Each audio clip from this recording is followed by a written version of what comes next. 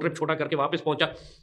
Saudi अरब जैसा trip छोड़कर वो मोदी वापस क्यों पहुंचा है? जाहिर है कि वो कोई बहुत बड़ा काम करने जा रहा है। ये कोई मामूली सिर्फ ये एक मीटिंग करने के लिए तो नहीं गया कि रिपोर्ट ले जाके अच्छा क्या हुआ, किसकी गलती थी, कितने मारे गए। इस काम के लिए तो मोदी वापस नहीं आया है। जब वो इतना अहम तरीन डिप्लोमेटिक विजिट छोड़कर वापस पहुंच रहा है तो जाहिर है कि वो कोई बहुत बड़ा करने जा रहे हैं। अब सवाल यह है कि अब इंडिया क्या करेगा? पाकिस्तान के जो मैं मीडिया में एनालिस्ट को देख रहा हूं, बहुत बड़ी तादाद अभी भी गुलाम, गद्दार, जाहिल, बेशरम, बेगैरत बैठे ये समझाने की कोशिश कर रहे हैं कौम को कि इंडिया कोई काइनेटिक ऑपरेशन नहीं करेगा।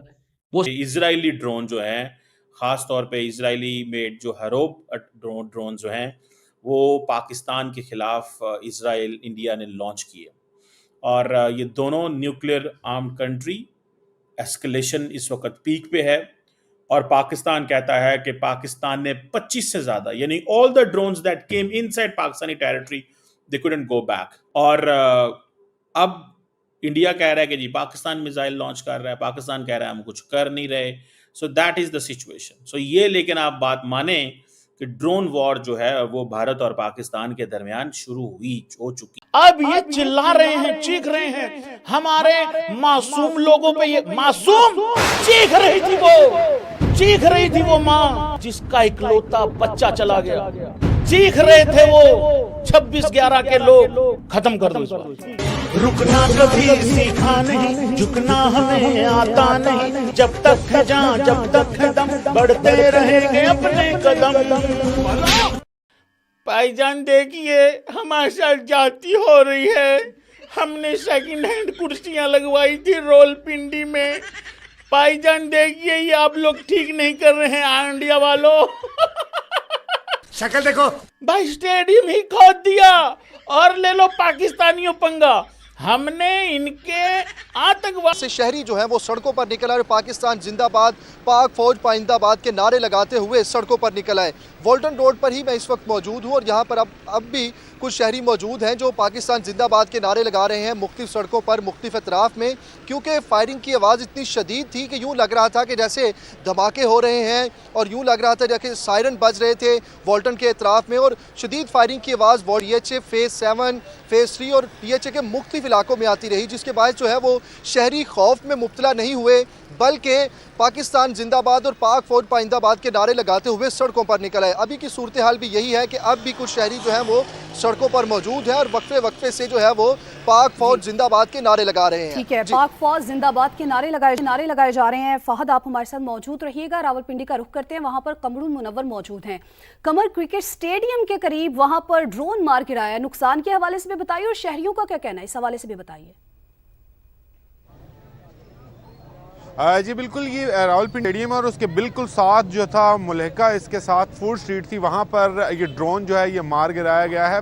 मैं आपको बताऊं कि जिस वक्त ये हमला हुआ उस वक्त यहाँ पर, क्योंकि फूड स्ट्रीट है, पाकिस्तान भी ड्रोन उड़ा रहा है, वो भी ड्रोन उड़ा रहे हैं। गो के इस वक्त सिचुएशन ये है कि शायद जो पाकिस्तान की तरफ से ये कहा जा रहा है कि अभी हमने अटैक नहीं किया, लेकिन ड्रोन जरूर हवा में होंगे। अब इंडिया ने जो ड्रोन डेवलपमेंट है ये बड़ी की है। इंडिया ने बड़े पैमाने पे ड्रोन्स खरीदे हैं, इजरायली ड्रोन खरीदे हैं और इस वक्त भारत और पाकिस्तान के अंदर एक ही बात हो रही है कि इंडिया के पास इजरायली ड्रोन है और इजरायली ड्रोन हमले करें, लेकिन इंडिया का अपना ड्रोन प्रोग्राम भी है और ये इंडिया ने बड़ी रैपिड एडवांसमेंट की है इसमें और इंडिया ने अपनी मिलिट्री को बड़ा मॉडर्नाइज किया। ये इंडिया और पाकिस्तान दोनों ही समझते हैं कि ये एक सिक्योरिटी चैलेंजेस है, ठीक है ना जी। पर्टिकुलरली इंडिया समझता है कि उसको चाइना के हवाले से इंपॉर्टेंट है। कहा जा रहा है कि पिछले साल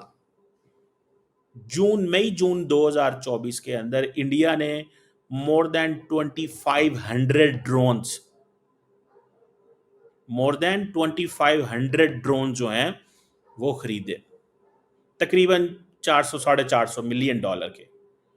और ये ड्रोन पता चला डिफेंस में धमाके होने शुरू हुए, वहां से आवाजें लाहौर के डिफेंस एरिया से, फिर खबर ये आई कि भारत की तरफ से एक बड़ा हमला नूर खान एयरबेस पर किया गया। पाकिस्तान की नूर खान एयरबेस रावलपिंडी पर इंडिया की तरफ से एक बड़ा हमला किया गया। और सिर्फ नूर खान एयरबेस ही नहीं बल्कि रफीकी एयरबेस के बारे में भी ये बताया जा रहा है कि वहाँ पर भी भारत की तरफ से बड़ा हमला किया गया है। पाकिस्तान की 3 मिलिट्री बेसिस पर इंडिया का बड़ा हमला हुआ है और उसमें जो वीडियोस और क्लिप्स हैं वो वायरल हो रहे हैं। इस वक्त हम इमेजेस जो हैं उसमें ये देखा जा सकता है कि हर जगह से धुआं उठ रहा है और कहा जा रहा है कि मिसाइलों और ड्रोन्स के ज़रिए ये हमले किए गए हैं। कराची में तो हमने आपको पहले ही कल बताया था कि भारत की तरफ से कहा जा रहा है कि बल्कि अब तो जो टेलीग्राफ ने ये खबर दी है कि इंडिया का बहरी बेड़ा ठीक है ना कि this was what about to happen. और वो ये हो रहा था कि शायद किसी कीमत पे इन एनी वे जो मुझे जो जाती तौर पे चीज़ नज़र आती है, शायद इन्होंने ये समझा कि अब हमारी बारी है टू एस्केलेट, लेकिन इंडिया ने दोबारा एस्केलेट कर दिया। उन्होंने पाकिस्तान को भारी नहीं दी जी, पाकिस्तान को उन्होंने भारी नहीं दी, उन्होंने एस्केलेट कर दिया जनाब। ये इंडिया जो है वो कंट्रोल डोमिनेंस आता है और वो इस सिलसिले में पूरा काम कर रहा है और भागदौड़ कर रहे हैं। वो समझते हैं कि हमें व्हाट वी नीड इज कि हमें अपनी ड्रोन कैपेबिलिटी को इस्तेमाल करना चाहिए। ड्रोन जो हैं उनको हर कीमत के ऊपर यूज करना चाहिए। सो मैं समझता हूं कि ये ड्रोन वॉरफेयर शुरू इंडिया और पाकिस्तान के बीच में टेंशन फिलहाल उस पॉइंट पर पहुंच गई है जहां पर एक गलती हिस्ट्री चेंज कर सकती है। कोई एक मिसफायर दो देशों की एक इलाके की लड़ाई से बढ़कर फुल फ्लेजेड वॉर या फिर वर्ल्ड वॉर में तब्दील हो सकता है। क्या वर्ल्ड वॉर 3 की चिंगारियां हवा में तैरने लगी हैं? भारत और पाकिस्तान का हर कदम अब केवल 2 देशों की किस्मत को नहीं तय करेगा बल्कि यह दुनिया की दशा दिशा को भी तय कर सकता है। और जिस तरह यह बढ़ रहा है, क्या वर्ल्ड वॉर हो जाएगा? क्योंकि अगर वर्ल्ड वॉर हुई तो फिर पूरे विश्व को युद्ध खत्म कर देगा। इतिहास गवाह है कि कई बार युद्ध एक छोटी सी गलती से शुरू हुए और फिर दुनिया है वो सर्वेलेंस के लिए इंडिया इस्तेमाल करता है, कार्गो ट्रांसपोर्ट के लिए इस्तेमाल करता है, टैक्टिकल ऑपरेशन के लिए इस्तेमाल करता है। और याद रखें, they are basically an integral part of India's military modernization effort. Integral part, इसको जहन में रखें। और अब जो ये यानी कि यू मस्ट अंडरस्टैंड दिस, जो नोटेबल या जो इंपॉर्टेंट डेवलपमेंट है इंडिया के ड्रोन प्रोग्राम में, वो है जी स्वार्म ड्रोन्स। ये बेसिकली उनके पास जो अनमैन्ड जो यूएवीज हैं, ये स्वार्म ड्रोन्स इंडिया के पास एक बड़ी तादाद में इंडिया के पास मौजूद है। और इसमें फिर इंडिया जो है वो उसके पास भर्ती है। ये आप समझ लें कि जो स्वार्म ड्रोन्स हैं ये एक बड़े नंबर में आते हैं, ठीक है जी, और सैकड़ों की तादाद में उड़ते हैं एंड देन मतलब ये छाँव कर देते हैं और ये कोऑर्डिनेटेड ग्रुप्स की शक्ल में होते हैं। सिचुएशन कितनी गंभीर है हालात। जब ये खबरें आना शुरू हुई पाकिस्तान से कि वहाँ पर जगह जगह धमाके हो रहे हैं, सुबह लोग उठ के बैठ गए, अपने घरों से बाहर निकले और फिर धुएं उठते देखे जा सकते हैं। छतों से लोगों ने वीडियोस बनाना शुरू कर दी। जो मिसाइल और ड्रोन्स थे वो गिर रहे हैं। फिर उसके बाद भारत की तरफ से ये कहा गया है कि पाकिस्तान ने भारत के पठानकोट को निशाना बनाया है। पठानकोट और उधमपुर वहाँ पर निशाना बनाया है और इंडिया का ये कहना है कि पाकिस्तान की तरफ से वो हमले किए गए और फिर उसके बाद इंडिया ने टारगेट किया है पाकिस्तान की मिलिट्री बेसिस को, जबकि पाकिस्तान ये कह रहा है कि उनकी मिलिट्री बेसिस को निशाना बनाया गया और उसके बाद उन्होंने अपना ऑपरेशन लॉन्च किया है। पाकिस्तान की तरफ से जो जंग के ऑपरेशन का नाम रखा गया है उसका नाम रखा गया है बुनियानुल मरसूस।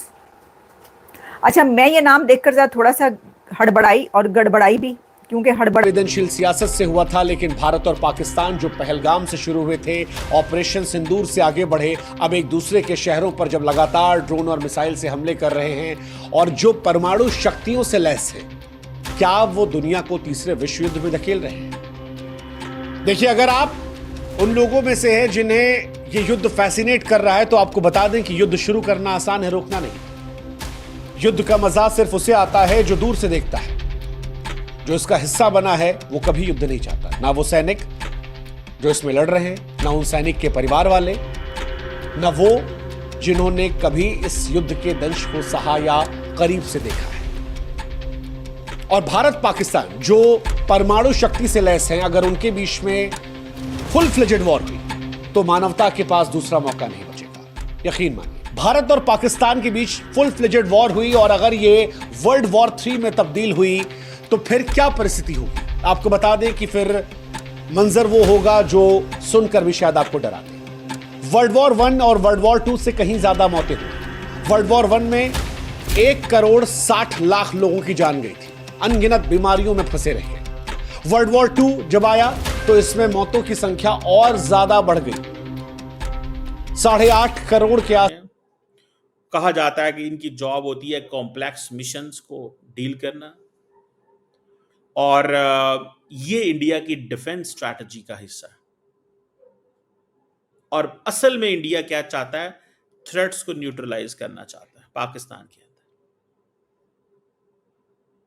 अब इंडिया ने कहा जाता है, जैसे मैंने बताया कि इंडियन आर्मी जो है उसने बहुत सारे ड्रोन्स किए, लेकिन इंडिया ने बहुत सारे जो हेट्रोजीनियस स्वार्म यूएवी सिस्टम है वो डिप्लॉय किए फरवरी 2023 में। उस वक्त एक आई थिंक कंपनी थी, इंडिया बेस्ड जो कंपनी थी, उसका नाम था new space research and technology. वो ये कहते हैं कि हमने बेसिकली ये इंटीग्रेट किए ये ड्रोन टेक्नोलॉजी जो है इंडियन मिलिट्री के अंदर। ये ऑफेंसिव भी हैं, ये डिफेंसिव भी हैं। और इंडिया कहता है कि हमने ये जो ड्रोन किए, अब इसमें वो पाकिस्तान के अंदर टारगेट करना चाहते हैं और हाई वैल्यू टारगेट्स करना चाहते हैं। वो कहते हैं कि अब पाकिस्तान क्या कहता है, पाकिस्तान कहता है कि इंडिया ने पहले तकरीबन 80 जहाज आज पाकिस्तान की एयर दिया कि ये बुनियान है, ये बुनियान रख दिया नाम। मैंने देखा वो स्क्रीनशॉट भी बनने शुरू हो गए। आपको पता ही है, फिर पाकिस्तानी मनचले तो जो हैं वो जंग के वक्त भी कोई इस तरह की चीजें छोड़ेंगे थोड़ी। मैंने कहा हद हो गई भाई, कितनी बुरी बात है इतने गंभीर सूरत हाल में, एक ऐसे मोमेंट पर कि जब जंग छिड़ी हुई है और दोनों कंट्रीज बुरे तरीके से जंग में दाखिल हो चुके हैं, तो वहां से जो नाम रखा गया वो है बुनियानुल मरसूस, नहीं मेरा ख्याल है कसूस मरसूस है। तो बुनियानुल मरसूस अरबी का ही नाम लगता है। भाई आपको अपने रीजन से अपना कोई पाकिस्तानी नाम रखना चाहिए था, अरबी नाम रखने की क्या जरूरत थी। मतलब मेरा अपना, मैं भाई क्यों नहीं कर सकती, मैं अपनी राय तो दे सकती हूँ ना। ठीक है, आपने कुछ सोच समझ के रखा होगा, आपने कोई कुरान से लफ्ज निकाला, कहीं से लफ्ज निकाला। बात यह है कि देखिए भारत के ऑपरेशन का क्या नाम है, सिंदूर, जो कि उनका आम वोकैबुलरी का वर्ड है। हम भी बोलते हैं, इंडिया की फिल्मों में इतना देखा है सिंदूर लगाया जाता है, जो मैरिड विमेन होती हैं वो सिंदूर लगाती हैं। उन्होंने अपनी जुबान का, अपने कल्चर का एक आम वर्ड जो बोला जाता है रूटीन लाइफ में वो रख दिया। कितना वो फिर कितना ज़्यादा वो फैला और कितना लोगों ने जो है कहा वाह भाई सिंदूर नाम रखा है। तो भाई ये बुनियानुल मरसूस जो है ना, ये एग्जैक्टली इसका मतलब देखें, कोई एक आम भारत की पावर देखकर पाकिस्तानियों का होश उड़ गया है।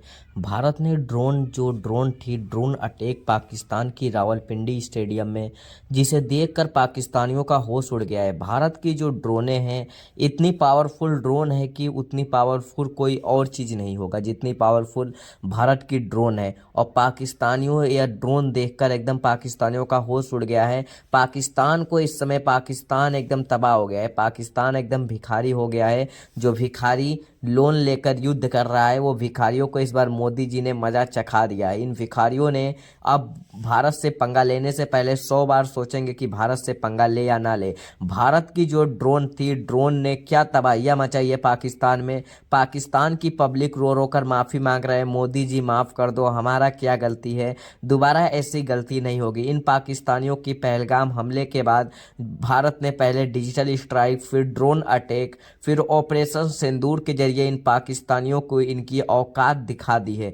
तुम पाकिस्तानियों, तुम्हारे पास कितनी औकात है। भारत ने अपनी पूरी फुल पावर अभी नहीं दिखाई है, अभी भारत ने अपनी 10% पावर दिखाई है, तो पाकिस्तानियों को अपनी पूरी ज़िंदगी उनकी अब बेकार लगने लगी है। अब पाकिस्तानियों सोच रहे हैं कि हम क्या भारत से पंगा नहीं लिए होते, और रो रो कर माफ़ी मांग रहे हैं मोदी जी से कि मोदी जी माफ़ कर दो, दोबारा गलती नहीं होगा, हमने गलती से आपसे पंगा ले लिया। इन पाकिस्तानियों का मन बढ़ गया था, जब देखो तब भारत से पंगा लेता रहता था, भारत इसे छोटा समझकर छोड़ देता था, तो ये अपने आप को बहुत ही बड़ा समझ रहा था। इन पाकिस्तानियों भिखारियों जो कि अपनी भिखारी वाली लीग से इंडिया की जो नंबर 1 लीग IPL लीग से कंपैरिजन करने चला था, उसके बाद PSL तो परमानेंट पोस्टपोन हो गया और IPL स्टार्ट भी हो गया है। अब पाकिस्तानियों का PSL परमानेंट बैन ही रहेगा। भारत की ड्रोन अटैक से रावलपिंडी स्टेडियम पूरी तरीके से तबाहियां मच गई है। अब PSL परमानेंट